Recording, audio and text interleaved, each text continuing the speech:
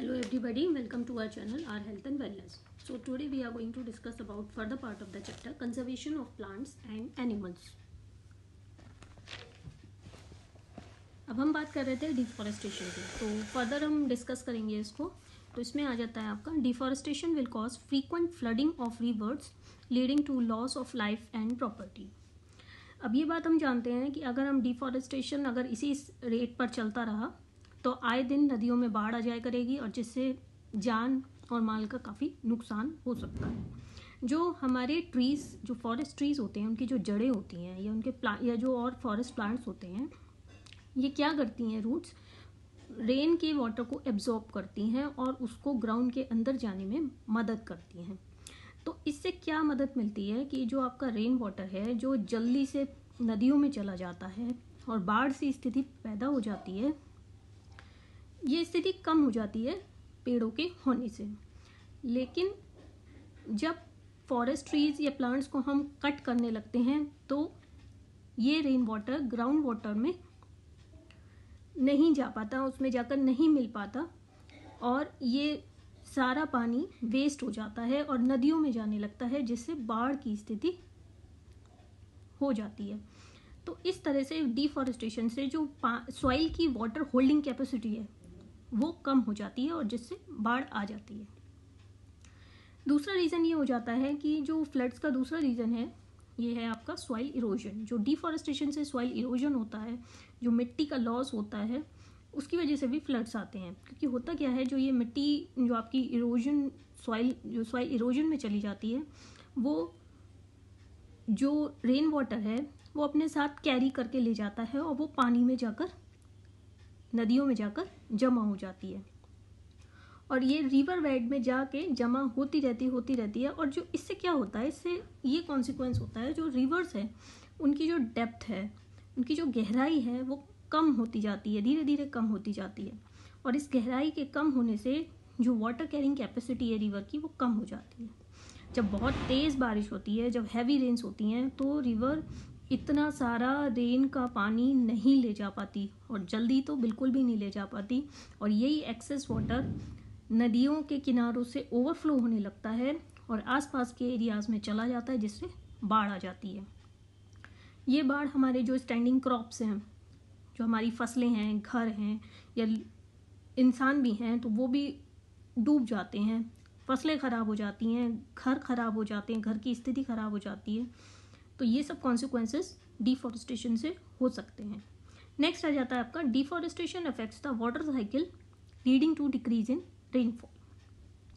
The decrease in rainfall lowers the ground water level and causes droughts.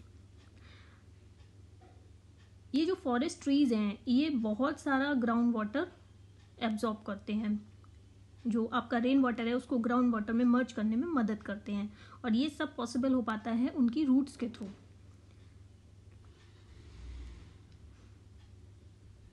और transpiration एक ऐसा process है जिससे क्या होता है, जो ग्राउंड वाटर है वो एटमॉस्फेयर में वापस आ जाता है और यही वाटर पेपर बारिश लाने में मदद करता है.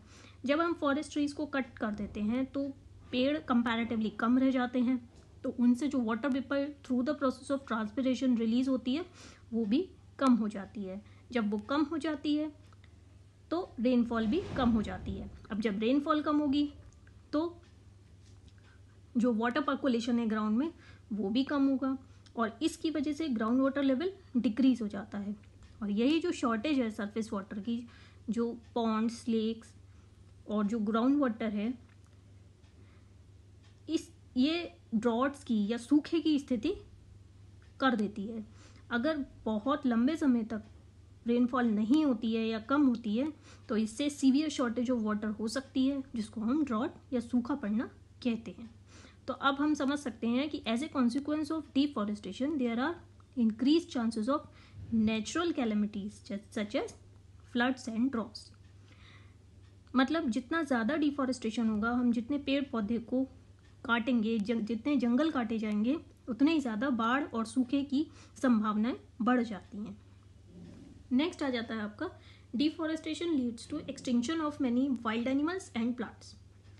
अब ये बात हम सब जानते हैं कि फॉरेस्ट, उनका जो जंगली जानवर हैं चाहे वो बर्ड्स हों, प्लांट्स हों या एनिमल्स हों, इनका एक घर की तरह होता है। जब हम फॉरेस्ट ट्रीज को काटते हैं तो उनका एक तरह से घर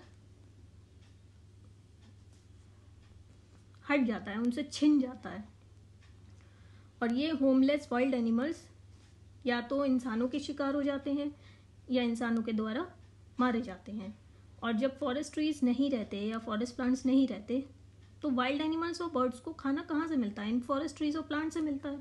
तो इनको जब खाना नहीं मिलेगा तो उनको स्टार्वेशन की स्थिति हो जाती है, जिससे उनकी डेथ हो सकती है। इसी वजह से कई एनिमल और बर्ड स्पीशीज एक्सटिंक्ट हो गए, वैनिश हो गए पर्टिकुलर एरिया से ड्यू टू डिफॉरेस्टेशन। जब फॉरेस्ट को काटा जाता है ड्यूरिंग डिफॉरेस्टेशन तो कई वाइल्ड प्लांट वेराइटीज जो जंगलों में ग्रो करती हैं वो भी डिस्ट्रॉय हो जाती हैं। तो अब इन सब से हम ये समझ सकते हैं कि जो डिफॉरेस्टेशन है उससे एक तरफ तो रेनफॉल कम हो जाती है, दूसरी तरफ फ्लड्स भी हो सकते हैं, तीसरी तरफ आपकी सूखे की स्थिति भी हो जाती है। ये बड़ी ही कॉन्ट्राडिक्टरी सिचुएशंस हैं, बट ये होता है। अब हम जानेंगे conservation of plants, forest and wild life. अब हमने अभी अभी पढ़ा कि जो डिफॉरेस्टेशन है उसके एडवर्स इफेक्ट्स क्या क्या होते हैं।